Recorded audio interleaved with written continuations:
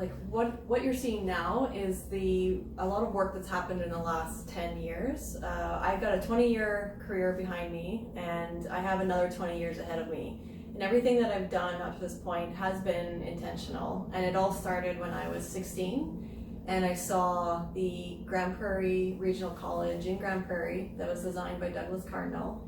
And my mother pointed it out and said, someday I want you to be building buildings like that. And I had expressed interest at that time at my age as an interest in buildings and how they came together. And seeing that building was the first time that I noticed that buildings didn't have to be just boxes.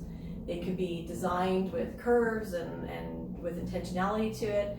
And it made me look at the relationship of space and human interaction in a different way. And I didn't exactly know what that meant at that time. So I decided I was good at math. I went into engineering to understand how buildings came together. And then the intent was to look at more the architecture and design side of things. What ended up happening through my career path was I realized that when I was 16 said I wanted to build buildings, really what that meant was I wanted to be the developer and the real estate owner. Because I recognize that that's really where the vision is set, and the ideas are laid down of what the building's going to really be, the programming, the look and shape of it, the use of it. And so through my career as an engineer, I suddenly realized it wasn't exactly architecture or engineering that I had been thinking of when I was 16, it was actually real estate developer.